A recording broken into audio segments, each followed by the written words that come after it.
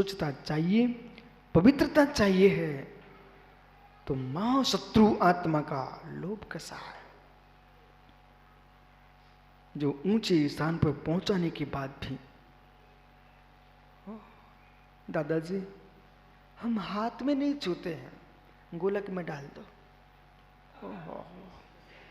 हम हाथ में नहीं छूते हैं, पुस्तक में रख दो। हम हाथ में नहीं छूते हैं, हम नहीं छूते हैं, ट्रस्टियों को दे दो करोड़ों। महात्मा जी, महात्मा जी, आपको मालूम है, आपको मालूम है रिमोट कंट्रोल क्या होता है? वो रिमोट, अच्छा रिमोट होता ना टीवी का। तो आजकल तो गाड़ियों के बहुत सारे रिमोट चले हैं। आइए हम, अब आप जानते ना मित्र, आप दूर बैठे हो तो गोपाल दास जी, आप दूर बैठे रहते, हाथ में रिमोट रहता है, लेकिन कौन सा चैनल बदलना है तो वो रिमोट को टीवी में छुलाने जाते हैं क्या? वहीं से करते थे ना सब, वहीं से करते रहते ना सब। लेकिन कहने को हम तो दूर, रिमोट कहता है दूर है, हम तो दूर हैं, दूर हैं, बिल्कुल दूर, हम छू नहीं रहे, दूर हैं। लेकिन बेटा चल किससे रहा है? ऐसे कुछ ऐसे ज्ञानी लोग रहते हैं, हम संस्थाओं से दूर हैं, हम मठों से दूर हैं, हम भवनों से दूर हैं। अरे रिमोट भी टीवी से दूर रहता है, लेकिन दबता उस चलता उसी से है। ऐसे रिमोट तो तुम ही हो, भले दूर बैठे हो।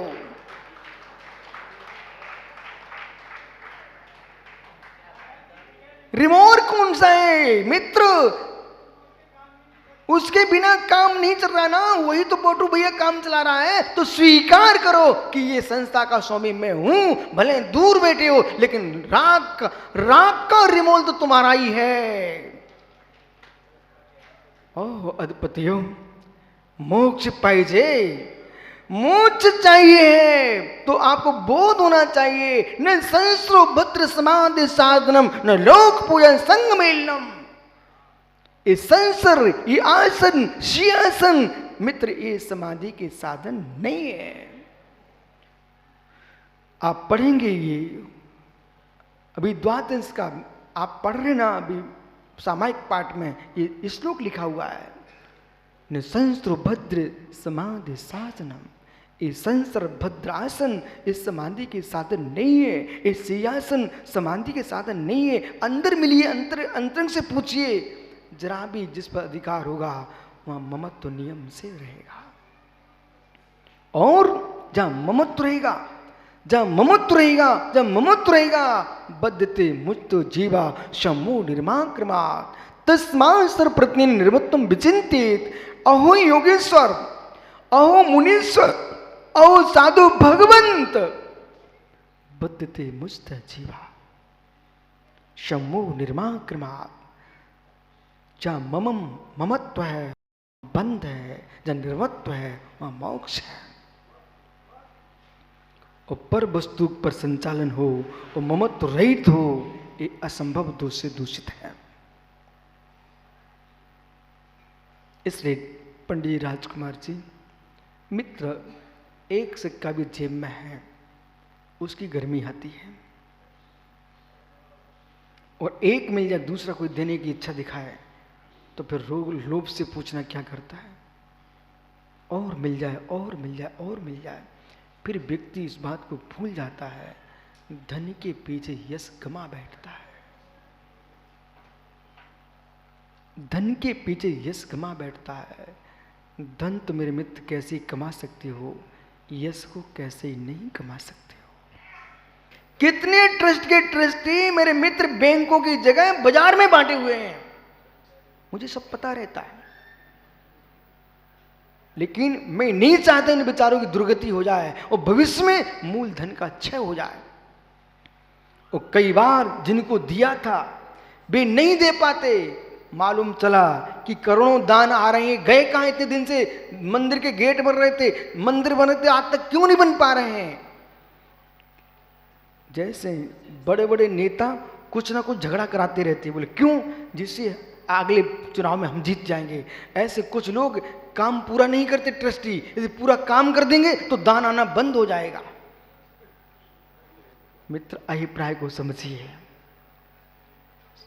दादाजी एक डॉक्टर था, चाहे सुधीर हो का में कोई लेन देन नहीं है, उसके यहाँ एक मरीज गया, वो गेहूं के खेत में काम कर रहा था, चैत का महीना था, गेहूं की जो बार रहती ना बड़ी पैनी रहती है, उसका ऊपर का हिस्सा, उसका एक कण टूट करके उसकी आंख में चला गया धोखे से। जो आंख में गया तो वैद्य जी के पास गया। वैद्य बड़ा चतुर था, बोले बहुत सारे वैद्य तो सही में वैद्य होते हैं, दयालु, वे रोग ठीक कर देते हैं, और बहुत सारे लोग मल्लम पट्टी करके पूरा ठीक नहीं करेंगे, यदि पूरा ठीक कर देंगे तो ग्राहक नहीं आएगा। भूल के भी भूत प्रेतों के पास मत चले जाना, तुम्हें नहीं भी लगा होगा तो एक चुड़ैल चिपका देंगे, अब बेटा तुम जीवन भर मेरे पास चक्कर काटना। तो वैद्य ने क्या किया, एक मुलायम रुई लिए, सहला दिया और ड्राप डाल दिया और आंख बंद, बोले जाओ 8 दिन बाद फिर आना। बेचारा 8 दिन बाद फिर आया, बस वही फोन कर दो, उसको आराम लग जाए, पैसे दे के चला जाए। एक दिन वैद्य जी चले गए घर, और वैद्य पुत्र से बोल गए, बाहर गया था वैद्य, बोले बेटा वो अपना मरीज आएगा, आप उसको देख लेना। वो भी बच्चा समझता था, पिताजी से ज़्यादा होशियार था। उसने क्या किया, देखा कि ये क्या बात है, बेचारा 16 दिन तो हो चुके हैं। उसने पलक उठाया, अंदर चिपका था गेहूं की बाल का एक तन, उसने धीरे से उसको निकाल दिया। जब निकाल दिया उसको पूर्ण आराम मिल गया, घर चला गया। जब पिताजी डॉक्टर साहब लौट के आए, 8 दिन हो गए, मरीज नहीं आया। बोले बेटे वो मरीज आता नहीं अब क्या? बोले पिताजी उसके आंख के अंदर एक बाल का तृण था, मैंने धीरे से उसको निकाल दिया, अब उसको आराम मिल गया। और पागल, क्यों? बोले अब आएगा क्या वो तुम्हारे पास, एक ग्राहक समाप्त कर दिया ना तुमने। वो कहता है पिताजी अब मेरी समझ में आ गया, यमराज का सहोदर वैद्यों को क्यों कहा गया है। लोगों के प्राण गए, घर उजड़ गए, घर। इस कोरोना में कितने डॉक्टरों ने, मेरे मित्र, लोगों के मार भी डाले हैं, सारा शरीर के कड्डे पुर्जे निकाल लिए। मित्र इतना ही नहीं है, एक एक माँ रो रही, बिलख रही है, बोले मेरा पूरा घर उजड़ गया है, और तब भी लाश भी नहीं दे रहा है। भाई क्या ऐसा नहीं हुआ? क्या देश के कर्णधारों को मालूम नहीं चला क्या ये बातें? सबको मालूम है, लेकिन सब चोर चोर मोसेरे भाई, कौन किससे का है? जिस दिन सोच धर्म आ जाएगा, जिस दिन सोच धर्म आ जाएगा, मायाचारी समाप्त हो जाएगी। दिनेश भैया यदि 5,000 रुपए की मूर्ति है, मित्र डायरेक्ट बोलो 5,000 की है, हम आपसे 50,000 लेंगे, तो कम से कम बेचारा ये तो सोचेगा ये हमको शेष से ले रहे हैं, लेकिन तुम झूठ बोल करके नहीं, वो 1.25 लाख की तो आई है, आपको हम 1 लाख में दिला देंगे। मित्र ये करके तुम जाओगे कहाँ? ए लोभ कसाय। मित्र ध्यान रखो, प्रतिमा में दोष आ गए, वो पंडित जी को दान दे दिया तो निर्दोष हो गई। ऐसा मत करो, ऐसा मत करो संजय भैया, जीवन में कभी मत करना। क्यों? आखिर में वे विद्वान भी तो ऊपर गए, वे क्या लेके गए? एकमात्र व्यक्ति संतुष्टि को प्राप्त होता है, लेके कुछ भी नहीं जा पाता। संजय तुम क्या लेके जाओगे यहां से? शास्त्री कुछ भी लेके नहीं जा पाएगा बेटा, मात्र संतुष्टि। वे देख रहे तुम्हारे विशुद्ध सागर, इतने ग्रंथ लिख दिए हमने, इतना प्रवचन कर दिया, महाराज एक भी प्रश्न लेके नहीं जा पाओगे, मां संतुष्टि कर लीजिए आप, कुछ नहीं ले जा पाएंगे। तीर्थंकर समुद्र में विराजते हैं, 12 सबल लगी होती है, सब विभूति दिखती है। जिस दिन निर्वाण होता है, एक परमाणु मात्र भी परमात्मा का निज शरीर का नहीं जाता, शरीर भी कपूर की भांति बिखर जाता है। इसलिए बेटा विशाल अंदर का विषय समझो। श्रीमान बनने की कोशिश मत करो, धीमान बनने की कोशिश करो। और धीमान ही नहीं, श्रीमान ही नहीं, श्री जी बनने की कोशिश करो। विराजो। अब मित्र, इसको हम कैसे धोएं? जो मल रख लिया लोभ का, लोभ के साथ का जो मल है, कुंद कुंद देवते यूं कहते हैं, ओ कंका भाव, कंका भाव जो कांचा का भाव है, कंका भाव निवृत्ति, जो कांचा के भाव से निर्वृत्त है योगीश्वर। ऐसा योगी कांचा भाव से शून्य, निर्मल हृदय से युक्त, निश्चित ब्रह्म चैतन्य ज्ञानगण चेतन धातु को निहारता है, वही परम शौच धर्म को प्राप्त होता है। पंडित पुत्र कहाँ है भाई? वही शौच धर्म है। मनीष, पंडित पुत्र कहाँ है ज्ञानी? शुचिता चाहिए है तो निर्लोभता लाना चाहिए, और निर्लोभता नहीं ला पाए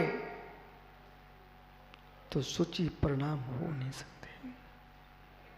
ज्ञानियों, लोभ कसाय की बसवर्ती होकर के घर घर में तस्कर हैं।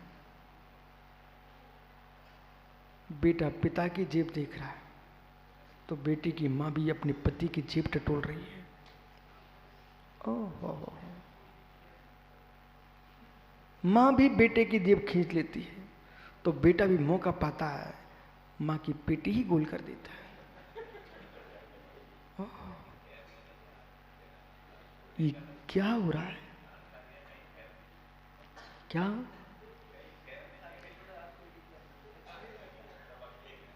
क्या करूं अनंग सागर जी, दुनिया में कहीं खैरे नहीं है।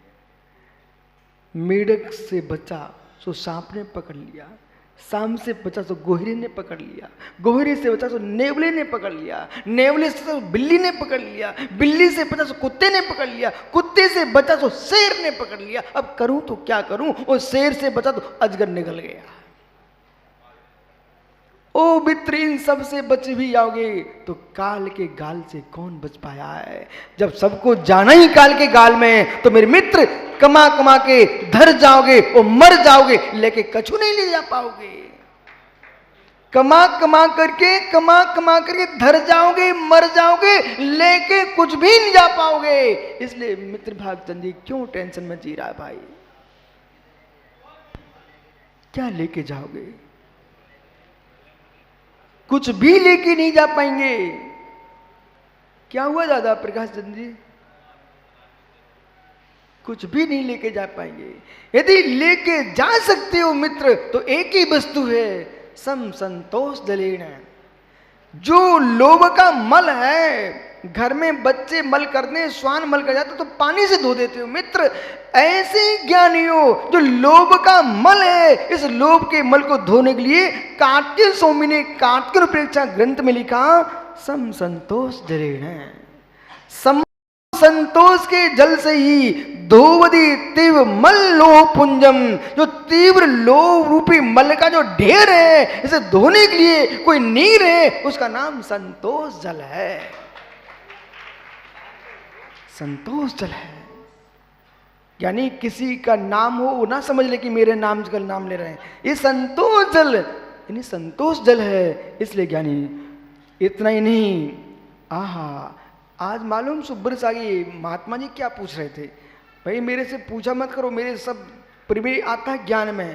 बोले मैं कमजोर हो रहा हूँ, कमजोर हो रहा हूँ। बोले कमजोर हो रहा हूँ? अरे मित्र कुछ नहीं है। बोले क्या है? 50 रसगुल्ले और 50 बाटियां और 2.5 किलो रबड़ी और 5 किलो यानी बादाम का हलवा और कुछ नहीं, 16 रोटी खा लेता हूँ, बाकी कुछ नहीं चलता हमसे।